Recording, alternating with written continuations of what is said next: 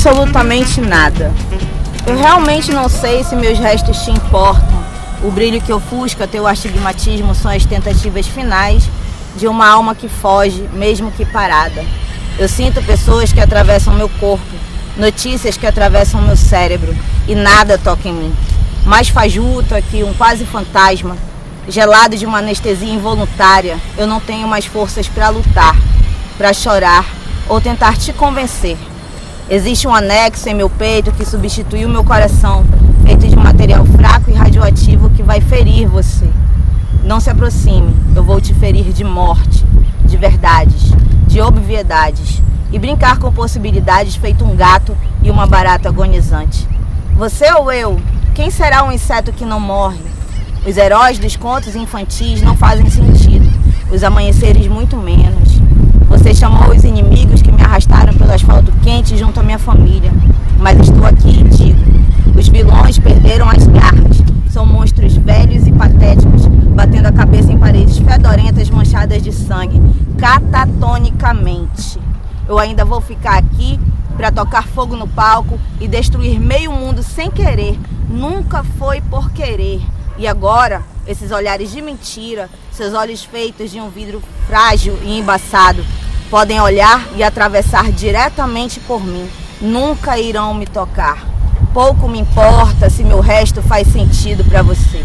Eu vou ficar e assombrar as noites recheadas de absolutamente nada. Parabéns! Oi, gente! Eu sou Márcia Antonelli e começando por aqui o Literatura da Gente, o seu programa de literatura. Sempre aos domingos, né? A partir das 10 horas. Você entra lá no nosso canal, no YouTube, Literatura da Gente. Se inscrevam, comentem. São vocês que fazem a audiência do programa.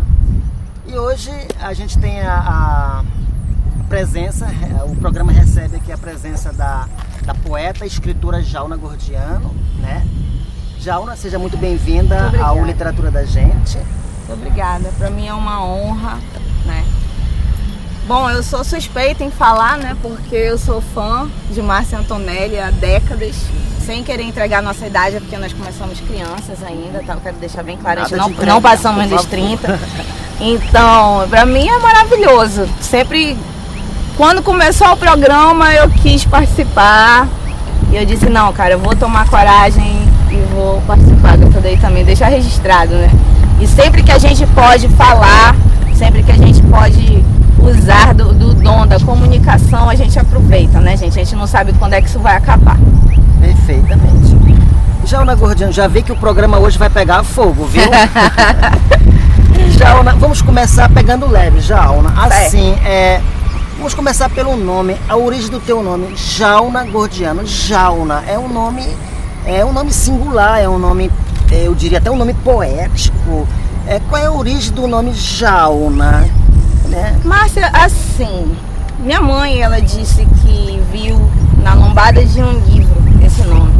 Era a história de Jauna, o romance de Jauna, né? E aí ela disse que imaginou que seria um nome que ficaria bom tanto para criança, quanto para uma mulher adulta, quanto para uma senhora. E aí, para mim, durante muito tempo as pessoas me perguntavam qual era o significado e para mim, essa resposta estava ótima da minha mãe, né? Ela não tinha noção do nome que ela tinha me dado. E aí tinha um indiano que andava direto lá no centro na época do Castelinho e tal, daquele frisson que foi, né, o final da década de 90, início dos anos 2000.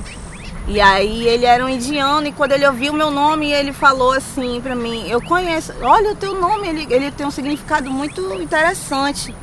Aí eu falei, né, fiquei, ai meu Deus do céu. Aí ele disse que tinha alguma coisa a ver com alguma das tribos lá, daquelas paragens lá da Índia. E ele disse que era alguma coisa próxima a Rio de Fogo. Então, de acordo com uma fonte de um indiano, o meu nome é indiano, ele falou que meu nome quer dizer Rio de Fogo, eu vou acreditar nisso, eu acho bonito esse significado, né? Então, pra mim tá ótimo esse nome. Jauna, é um nome bem interessante, né? Jauna Gordiano. Sofri muito com esse nome, sofri demais.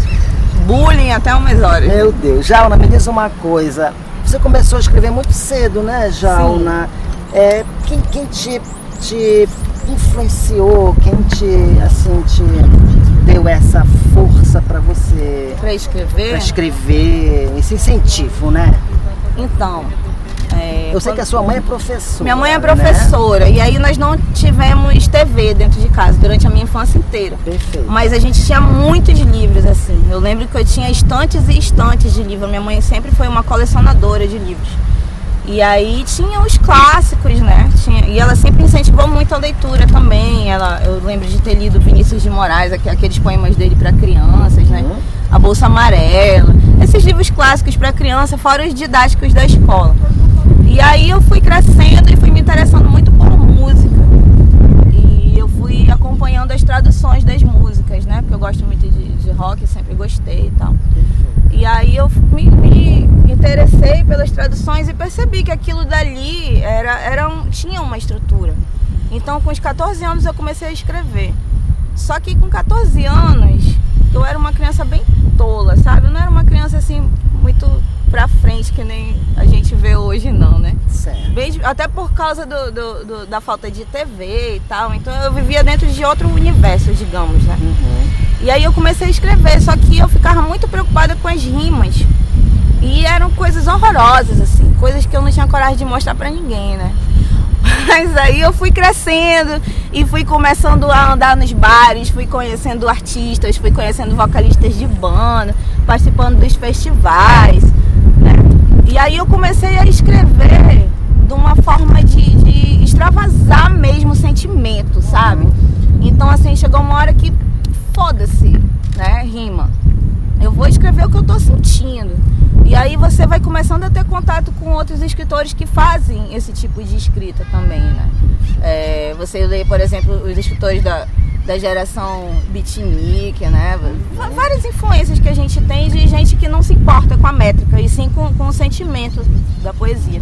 E eu tinha um amigo meu, Marcel, que hoje em dia ele deve estar em outro sistema, né? Por aí no universo. Ele leu um dos meus poemas, assim, eu lembro que ele chegou na minha casa e eu estava escrevendo. Eu gostava de usar a máquina de escrever. E aí ele pediu para ler e ele falou assim, cara, tu vai ser uma escritora. Tu vai ser uma escritora e é isso mesmo, entendeu? Mas ele gostava muito de elogiar as pessoas. Então ele me deu uma elogiada, daquele nível dele eu acreditei, né? Acreditei no elogio e meti a cara. Aí foi a época que eu comecei a escrever mais, produzir mais, mas até então esses escritos ficavam só pra mim, né? E eu tinha vergonha de mostrar pro resto das pessoas, né? Isso, Jauna. Eu percebi que os teus poemas, não só os poemas que também você escreve contos, crônicas, né? Sim.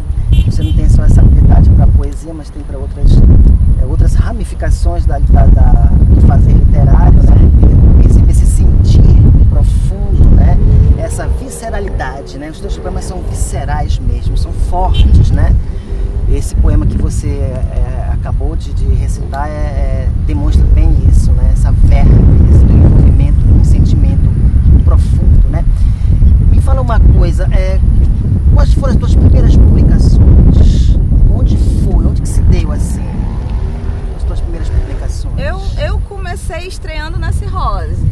Fala um pouco pra publicar. Da Cirrose. O que foi a Cirrose? Porque eu sou dessas, entendeu? Eu vou começar um negócio e já começo logo arrebentando, entendeu? Certo. Eu gosto do estrago, né? Uhum. E aí eu conheci o pessoal da revista Cirrose nos bares do centro, que eu não deixava de frequentar uma noite sequer. Aonde mais, né? Aonde mais? Porque o centro... Não, gente, mas a gente tem que falar que naquela época... Olha eu entregando a idade mais uma vez. Há um tempo atrás, o centro era a efervescência cultural da cidade, né?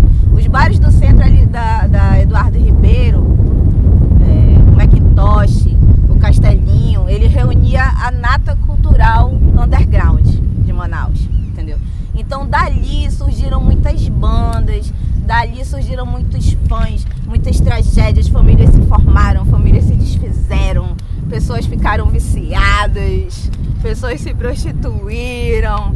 Então assim, era uma loucura, né? Era uma versão infernal do Woodstock amazônico numa proporção bem menor, né? Mas enfim, era um momento de efervescência. E aí eu andando por lá conheci os escritores, né? Da revista. A revista não estava idealizada ainda, mas os escritores andavam com as suas pastinhas e os seus capzinhos, e eu achava eles muito ridículos. Porque eu dizia, meu Deus, que coisa mais caricata, sabe? A pessoa tem que se vestir de escritor, né?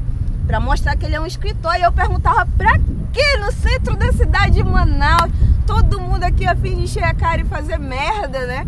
E os escritores bancando a pinta de escritores, né? Mas tudo bem, eram pessoas que não mordiam. E querendo ou não, quando tu frequenta esses locais, tu vai fazendo um rodízio de mesa, né? Você começa tomando a cerveja numa mesa e quando você vê, você acaba conhecendo todo mundo, né? 10 horas da noite todo mundo é amigo de todo mundo. Então assim, foi nisso que eu os conheci. E aí eu lembro da Márcia, que estava de costas pra mim na mesa. Márcia Santana, né? Era Márcia Santana, né? Estava de costas pra mim na mesa e eu tava com os meus escritos que eu tava mostrando pra uma amiga minha. E ela começou a ler e ele me odiava, assim. Ele me detestava, ele já tinha me tratado mal uma vez, eu não ia com a cara dele. E calhou de nós estarmos de costas um pro outro, né? As nossas cadeiras. E ele ouviu. E aí ele virou assim, aí ele disse, com licença, eu posso dar uma olhada? Tu escreves? Assim, com um tom bem desdenhoso, sabe? Eu senti que eu ia ser humilhada naquele momento. Mas como eu andava muito perdida na vida, uma humilhação a mais, uma humilhação a menos, tanto faz, entreguei, né? Aí quando ele leu, ele tinha uma ênfase de elogiar as coisas. Aí eu lembro que ele soltou um puta que pariu! É isso mesmo, garota! Muito bem, gente! Olha, vocês não sabem o que a gente tá perdendo aqui. E aí começou uma amizade, eu comecei a rir. Aí eu instantaneamente já virei a cadeira pra mesa dele, como eu falei, era rodízio. A minha amiga já ficou mais pra lá. E aí a gente começou a tomar cerveja e falar a respeito de literatura. E aí foi surgindo a ideia da revista e deu no que deu. 20 anos de cirrose. Era um extravagante esse tal de Márcia. Era um extravagante, arrogante, insuportável. Se achava o único escritor da cidade de Manaus. A encarnação de Kerouac na Terra. Oh, meu Deus. Jauna, me fala um pouco desse trabalho. Asma, dentre outros prazeres, a dor, né? Esse livrinho aqui, que acho que tem uma publicação de 2000, que já tem um tempo, né? Esse trabalho. Tem Jauna. tempo, porque eu lembro que eu tive meu filho com 22 anos. Eu acho que esse livro deve ter uns 16 anos, 15 anos. É um livro de poemas e tem umas crônicas também, Tem umas né? crônicas e tem os desenhos horrorosos autorais. Que a Jauna também desenha, viu? Desenha muito bem, além de escrever. Jauna, fala um pouquinho desse Tá. Foi importante? Isso aqui foi, não foi? Tá dentro de um momento, Tá. né? Também da efervescência da revista. Fala um pouco da Asma pra gente. Tá. Então vamos falar assim. Já estávamos com a cirrose, né? E todo mundo estava empolgado para produzir, para publicar. E aí os meninos... Eu meio que fui a única garota que escreveu desde o início para a revista, entendeu? Porque nós tivemos colaboração de várias mulheres maravilhosas também. Mas eu andava junto deles. E eu andava nos prostíbulos com eles, eu andava fazendo as mesmas besteiras que eles faziam, eu andava, porque aquilo dali era uma sintonia, sabe? Certo. Era uma histeria coletiva de determinado grupo, entendeu? A cirrose foi uma loucura coletiva, né? Então assim, eu andava direto. E aí eles começaram a falar, poxa, tu tens que publicar. Tu tens que publicar e tal. Então faz o seguinte, vamos te dar uma força. Reúne umas publicações tuas e aí a gente vai dar um jeito de publicar. E foi assim, eu peguei uns escritos que eu já tinha, juntei, fiz uns desenhos do dia pra noite. Eu acho que esse livro foi feito em 2 dias, assim, né? A coletânea desse livro, já tinha os escritos e tal, só fiz organizar. Levamos para o Paulo Nino diagramar. E aí saiu o Asma. O Asma saiu com 300 exemplares. Foi um sucesso de distribuição, porque quando eu não vendia, eu dava. quando eu não dava, o pessoal tirava de dentro da minha bolsa. Enfim, todos foram embora, né? Eu não fiquei rica, mas todos esses livros foram embora. E aí, depois, com o passar do tempo, as pessoas foram dizendo que ele era bom, que ele era muito bom. E aí, até hoje, as pessoas perguntam, já que eu consigo asma? Eu digo, gente, só falando com quem já tem, porque eu mesma passei um dia inteiro para encontrar esse exemplar lá em casa. Eu tive que pedir da minha mãe, porque ela guardou, porque eu mesma não tenho mais livro. Tudo que eu faço é muito difícil de eu guardar. Assim, eu sou escritora daquele momento, entendeu? Eu vendo fanzine, eu vendo livro e tal, e ali ele não tá mais comigo, ele foi embora. Entende? E olha, eu tô vendo aqui que o prefácio do Asma foi do Márcio Santana, né? Maravilhoso. Fez o prefácio, né? E eu queria que você nos brindasse, Jauna, com um poema aqui do Asma. Do Asma? Escolha um poema, leia pro nosso telespectador do programa. Certo.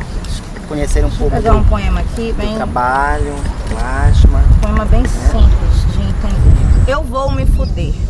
Eu vou me fuder por fuder tanto assim. Por dançar com vários homens neste cabaré sombrio, eu já sei do meu triste fim. Por isso não ria de mim, eu se pegue a peça, se sou mesmo a tal, da nau à deriva, afogarei muitos pulmões quando sucumbir. Esses laços formados de comoção prenderão-me pelo pé a uma rede de vudus. Com a rosa na boca e o peito ofegante e suado, recebo os aplausos e o calor da luz, vindos de um invisível público, e ainda por cima consigo me alimentar dos tomates podres quando se fecham as cortinas. Maravilhoso. O poema do Asma, dentre outros prazeres à dor. Jauna Gordiano, me responde uma coisa.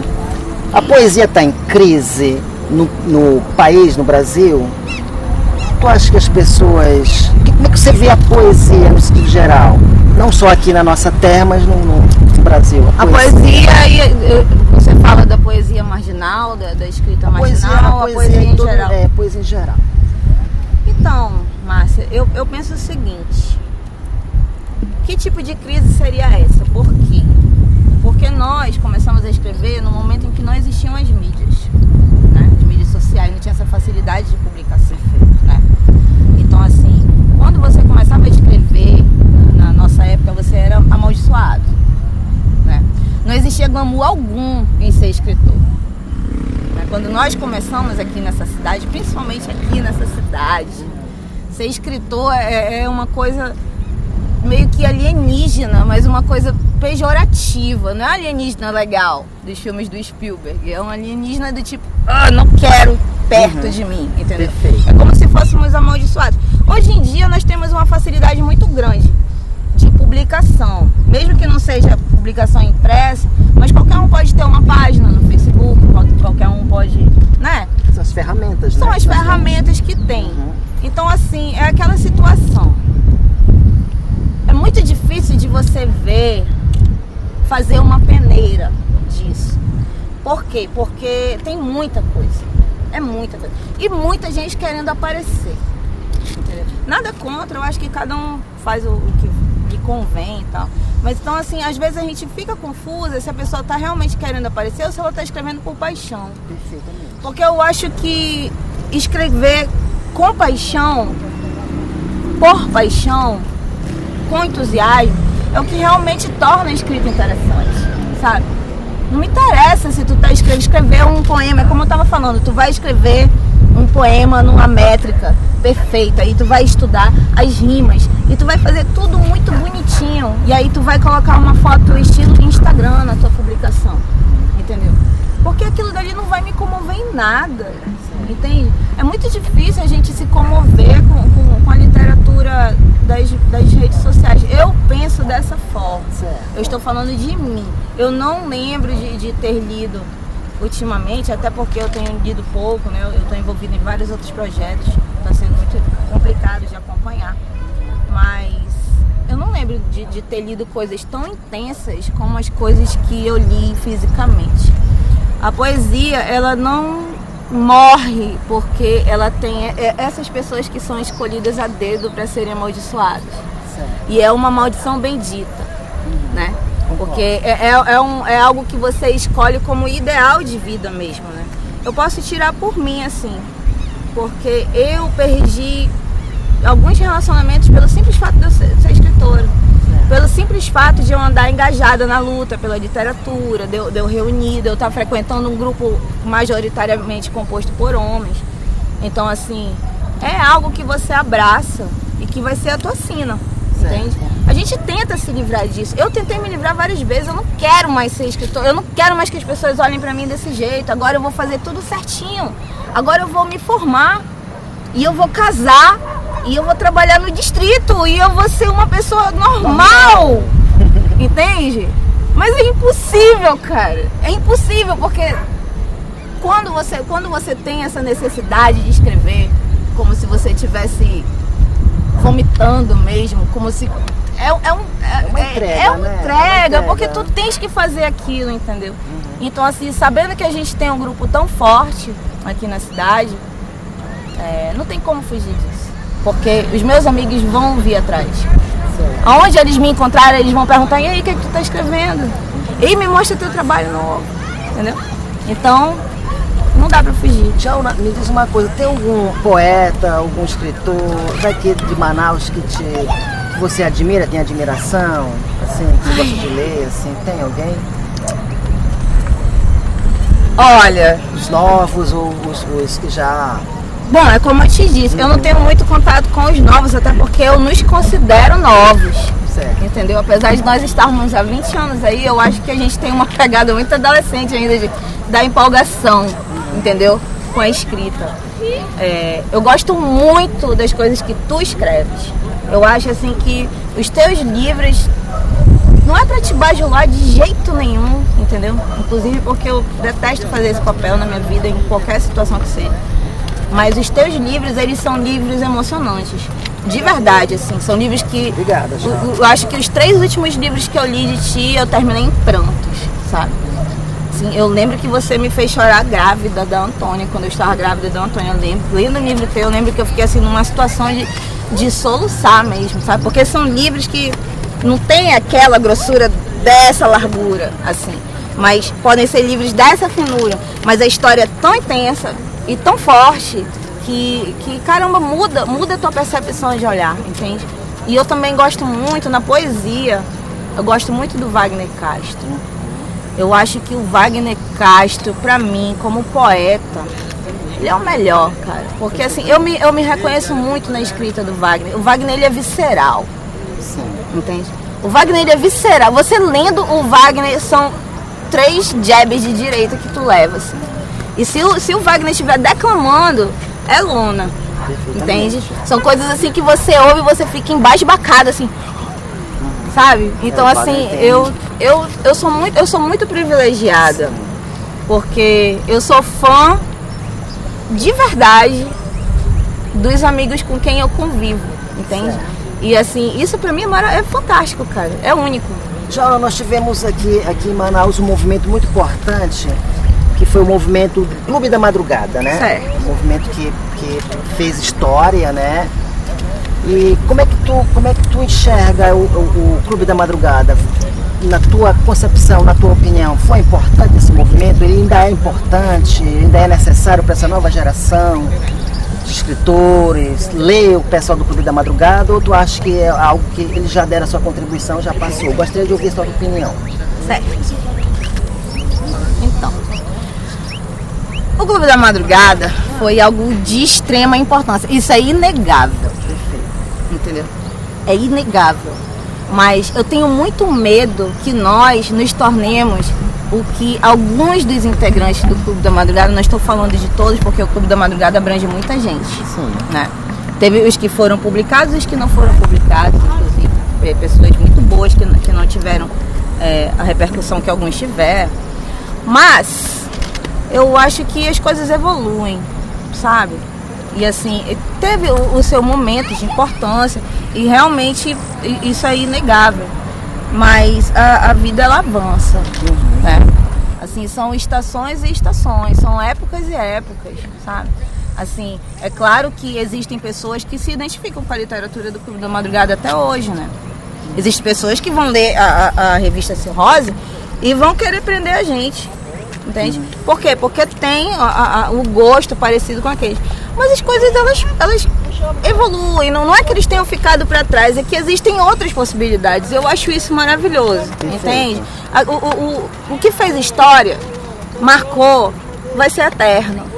Mas isso não impede que outras coisas venham e façam parte dessa linha do tempo, entendeu? O novo sempre vem, não é? O novo vem, entende? E assim, convivemos no mesmo planeta, convivemos no mesmo segmento que é a literatura, de formas muito diferentes, praticamente que opostas, porque enquanto eles estavam muito preocupados com essa questão que eu te falei, do perfeccionismo, da escrita, etc e tal, nós viemos para rasgar o verbo, literalmente, nós viemos para chocar, a gente veio para chocar.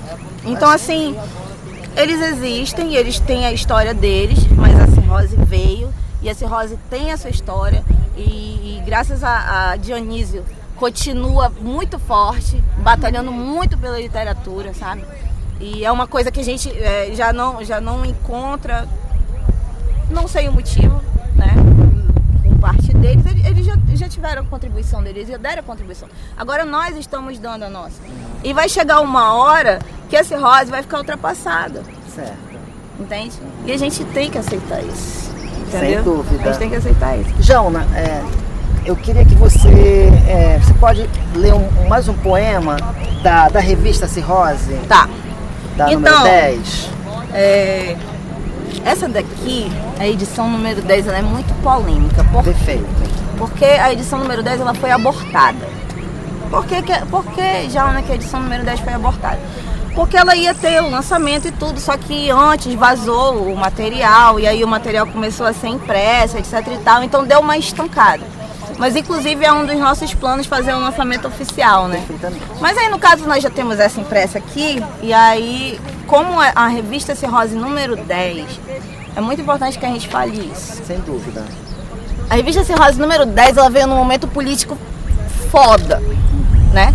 Nós estávamos no meio de uma eleição e havia a possibilidade de fascistas assumirem o controle, e a gente sabia que as coisas iam dificultar pra caramba caso ele ganhasse, que foi o que aconteceu.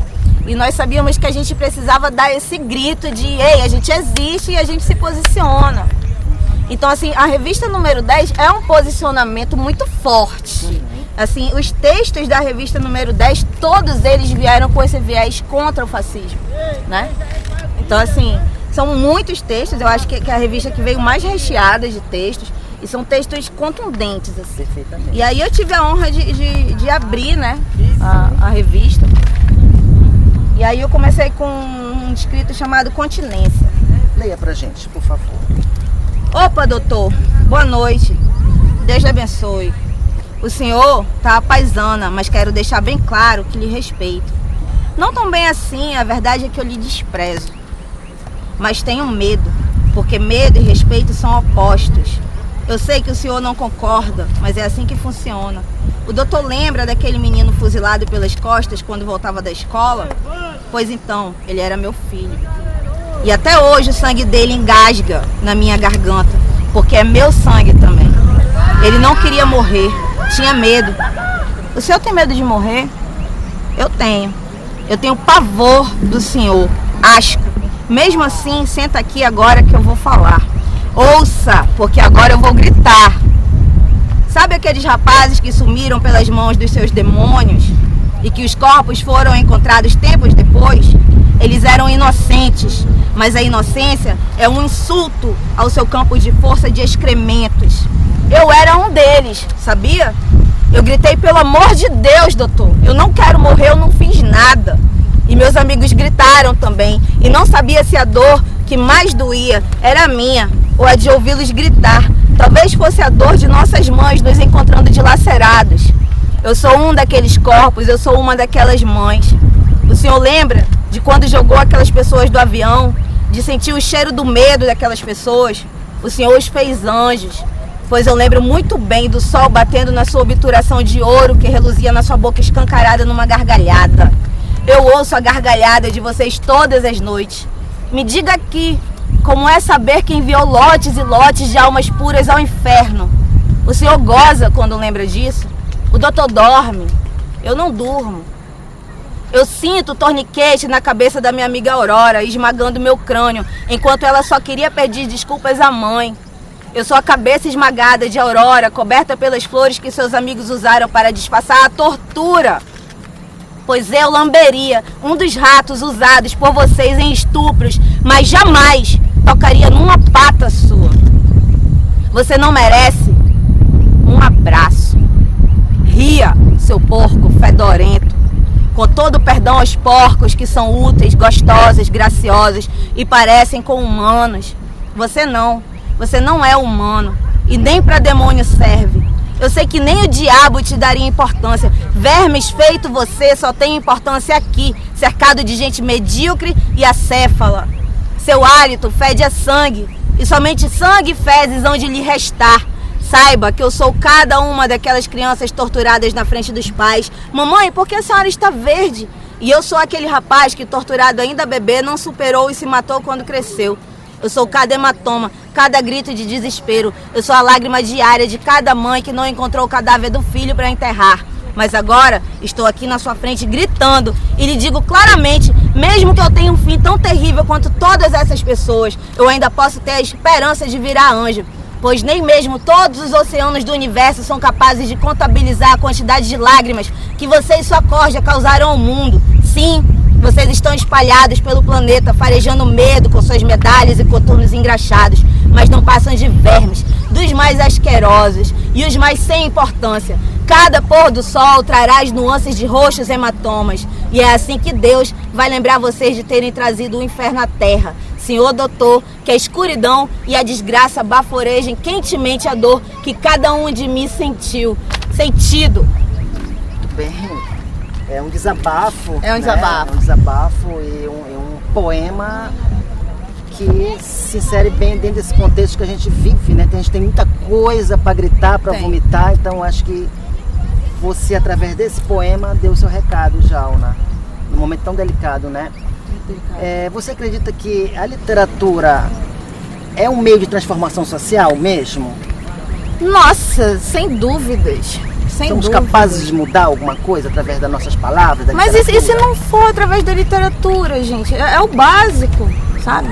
É o básico. Se você parar para pensar que tanta coisa foi modificada, tanta luta foi demonstrada através da literatura, se a gente parar com isso, a gente vai perder uma capacidade de combate muito forte, sabe? Eu acho que a gente tem que escrever mais, e movimentar mais, e incentivar mais, entende? Eu acho que a gente está escrevendo pouco, a gente está produzindo pouco, e eu quero que a gente continue frescando, entende? E botando pra cima mesmo, porque escrever não é vergonha. Escrever não é vergonha, escrever é deslumbre. A gente tem que estar deslumbrado na vida. Se a gente não estiver deslumbrado na vida, a vida não tem sentido algum. Eu penso dessa forma. Bem, Jauna, olha, suas considerações finais pro programa. A gente tá terminando, tá, Jauna? Tá. Qual é o recadinho que você deixa aí pro telespectador do Eu acho que o recado é esse, né? O recado é: você, jovem, ou velho, ou gordinho, ou magrinho, seja você quem for, escreva. Escreva mesmo se você estiver numa cadeira de rodas, escreva. Escreva mesmo que você acha que ninguém vai ler, escreva. Escreva porque escrever é revolucionário, sim. E se você achar que a sua escrita parece um pouco com a nossa, você pode nos procurar, porque a gente faz questão de incluir todo mundo nas nossas publicações. Não deixem de escrever. Escrevam mal, escrevam bem, mas escrevam. Ah, eu não sei a concordância, eu não sei o pronome, não importa. Escreve. Lá na frente você aperfeiçoa. Ninguém nasce sabendo. Começa e fresca, porque escrever é luta, é combate e é militância também. Já não posso dar um abraço? Muito obrigado, a gente agradece a tua participação no Literatura da Gente, tá, gente?